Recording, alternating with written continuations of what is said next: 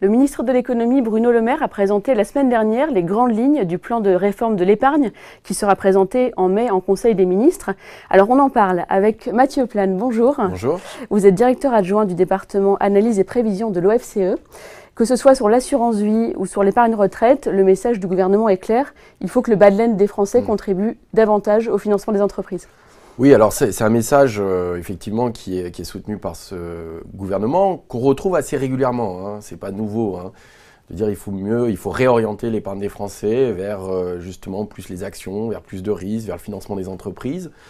C'est vrai qu'en France, on est assez, assez prudent. On est assez prudent, on a des niveaux d'épargne élevés déjà. Il faut savoir que c'est autour de 14% des revenus qui sont épargnés en moyenne annuelle. Et puis, si on regarde même le patrimoine des ménages, aujourd'hui représente pratiquement 9 années de revenus.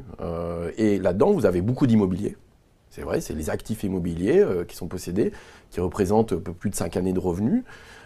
C'est plus de 7 000 milliards. Hein. Et puis, vous avez de l'autre côté les actifs financiers, c'est 5 000 milliards. 5 000 milliards, c'est un peu plus de 3 années de revenus. Hein. Et dedans, vous avez beaucoup d'assurance vie. Vous avez beaucoup d'assurance vie, de liquidité, et finalement assez peu d'actions, de fonds en actions. Et donc il y a toujours cette question-là, c'est est-ce que finalement l'économie française et pas finalement l'orientation de l'épargne conduit pas à une sous-capitalisation des entreprises, dans le sens où les ménages français préfèrent la prudence, la garantie du capital, que le risque qui peut se poser quelques problèmes des fois au financement des entreprises qui sont souvent obligées parfois de se tourner vers l'extérieur. On voit qu'on a beaucoup d'actionnaires étrangers. Alors justement, sur la prise de risque, Bruno Le Maire veut redorer le blason des fonds Eurocroissance pour inciter les Français à prendre un petit peu plus de risques dans leurs investissements. Ce sont des supports pour l'instant très confidentiels, avec une garantie en capital qui ne se déclenche qu'à partir de 8 ans. Qu'est-ce que ça va changer concrètement pour les épargnants? C'est plus risqué, c'est plus intéressant que l'assurance vie actuelle? Disons que c'est un peu plus... il y a une forme de risque, en tout cas d'incitation vers le risque et de la diversification. Surtout, on est moins sur les fonds euros classique, on n'est pas non plus dans l'unité de compte qui est plus risquée, donc on a une espèce de mélange des deux. Donc c'est vrai que ça peut être quelque chose d'assez intéressant, il faut voir si les Français vont suivre derrière ça, il faut voir si il y aura éventuellement des modifications fiscales, dans l'incitation fiscale, dans les produits d'assurance vie, est-ce que c'est la durée de détention des actifs ou c'est la durée du contrat, où ça peut être assez différent, parce qu'il faut bien avoir en tête qu'on peut avoir des financements longs sur des choses qui peuvent être un peu risquées, type action. Donc l'idée c'est quand même qu'on aille sur des supports plus orientés action, mais avec une détention longue. Ça ne veut pas dire qu'on fait des allers-retours, et donc c'est vraiment avoir un support, un matelas de financement pour les entreprises qui peut être intéressant. Ça peut être couplé aussi, vous l'avez évoqué en introduction, sur tout ce qui est épargne retraite, qui pourrait être plus développé, avec potentiellement des sorties. Aujourd'hui, on a surtout des sorties en rente viagère, on pourrait avoir des sorties en capital. Et puis, il y a toute la question de l'épargne salariale aussi qui est sur le tapis. Alors justement, sur l'épargne retraite, Bruno Le Maire souhaite la rendre plus attractive qu'elle n'est actuellement. Elle a assez peu de succès aujourd'hui. Comment est-ce qu'il va s'y prendre? Il faut savoir, il y a plusieurs choses. D'abord, on a un système français qui est un système par répartition pour les retraites. Donc il faut savoir qu'on cotise et qu'on va toucher une retraite plus tard. Donc on n'a pas de fonds de pension. Vous regardez les pays anglo-saxons, c'est le cas. Donc effectivement, il y a des montants importants à investir par ces mécanismes-là. Vous l'avez aussi aux Pays-Bas. Et donc il y a déjà cette particularité française de ce système par répartition, qui n'est pas un système par capitalisation. Capitalisation, c'est pas le système à la française. Et puis, si les ménages souhaitent avoir un complément sur leur retraite, en fait, aujourd'hui, ils choisissent l'assurance vie. L'assurance vie qui leur garantit un capital. Une fois de plus, les ménages sont quand même très très prudents de ce côté-là. Et donc finalement, l'épargne retraite, qui a un mécanisme en plus, il y a une forme de maquis fiscal parce qu'il y a plusieurs dispositifs, est quelque chose d'assez complexe et qui reste, alors c'est pas négligeable, on parle de l'ordre de 200 milliards si on regarde l'ensemble des dispositifs, mais à côté de l'assurance vie qui représente 1400 milliards, effectivement c'est assez faible. Et donc peut-être l'idée, ça serait effectivement de donner plus de possibilités sur cette épargne retraite, y compris par des abondements d'entreprises. Enfin, il faudrait réfléchir à tout ça. Enfin, en tout cas, c'est dans le cadre de cette loi, de façon à réorienter une partie de l'assurance vie vers ce type de dispositif.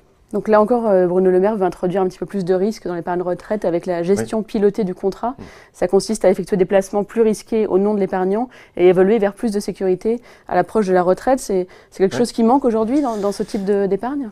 Une fois de plus, il y a toujours cette possibilité. Alors là, c'est plutôt les dispositifs qui sont mis en place qui visent à inciter ça, de façon à effectivement minimiser le risque en vieillissant et le prendre plutôt au début. Une fois de plus, sur le long terme, la rentabilité des placements en actions est quand même intéressante. Le problème, c'est la volatilité, les variations qui posent un problème. Et après, il faudrait, ce qui ne veut pas dire réorienter totalement vers le marché action, mais trouver un équilibre peut-être qui soit plus intéressant. Et une fois de plus, alors après, il y a peut-être aussi quelque chose à soulever, c'est-à-dire que dire il faut mieux refinancer les entreprises, certes, mais surtout, c'est celles qui sont innovantes, celles qui prennent du risque. Et là, il n'y a pas vraiment de fléchage. C'est-à-dire que quand vous avez des dispositifs d'investissement dans certaines PME, ou voilà, on voit qu'il y a eu certains problèmes parce que ce n'était pas forcément totalement orienté. Et peut-être que le gouvernement a manqué aussi dans sa réforme sur la fiscalité du capital, que ce soit avec l'ISF ou le prélèvement forfaitaire unique, la possibilité d'un fléchage aussi sur des fonds d'investissement qui prendraient, enfin, il faudrait voir quel type de fonds d'investissement, mais qui orienteraient sur un certain nombre d'entreprises définies comme des entreprises ayant besoin des capitaux, parce qu'elles prennent des risques, parce qu'elles sont innovantes, qui sont des PME qui doivent grossir, ou même des ETI. Or, aujourd'hui, effectivement, on n'a pas tellement ce type de mécanisme. Alors qu'est-ce que ça va changer concrètement pour l'épargnant, ces réformes, si elles se concrétisent? D'abord, il va falloir voir précisément ce qui va sortir du chapeau. Il peut y avoir des modifications de fiscalité, il faut regarder dans l'assurance vie ce qui va se produire, donc ça va être assez intéressant.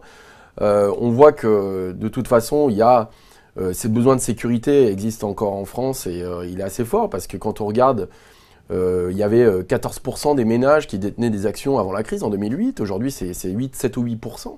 Donc il y a aussi le problème de l'appétence des personnes pour prendre du risque. Et donc on peut avoir des modifications fiscales, créer des nouveaux supports. Mais avant tout, il y a aussi une culture là-dessus, c'est que les gens ont une aversion par rapport à ce risque et aux mouvements financiers et aux mouvements de capitaux. Donc oui, il y a beaucoup d'épargne. Les ménages français sont prudents. Il faut certainement réorienter, mais c'est aussi une force. Cette épargne importante en France et le fait que aussi on a une forme de sécurité. Peut-être qu'il y a aussi, il faut aussi mieux expliquer, mieux sécuriser un certain nombre de choses. Mais aujourd'hui, on voit qu'il y a un certain nombre d'éléments sur la table. Après, est-ce que ça créera un énorme mouvement? C'est pas non plus, c'est pas une garantie. Donc il faut aussi faire évoluer les mentalités des Français en fait sur l'épargne.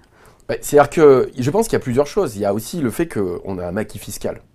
Honnêtement, c'est très compliqué d'y comprendre quelque chose. Vous êtes obligé de faire confiance à votre banquier, votre assureur. Du coup, il y a quand même tout ça est mis en place dans un schéma où on est quand même une crise financière majeure.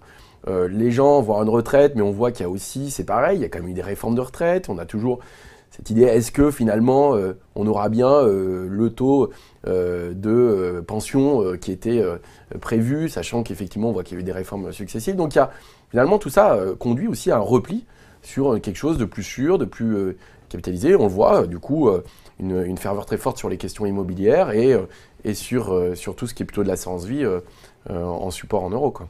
Donc, deux grands leviers du gouvernement, c'est simplifier les produits d'épargne et inciter les Français à prendre plus de risques. En tout cas, c'est inciter et puis orienter vers les entreprises qui en ont réellement besoin. Très bien, merci beaucoup pour ces explications, Mathieu Plane. Je rappelle que vous êtes directeur adjoint du département analyse et prévision de l'OFCE. Merci. Merci à vous.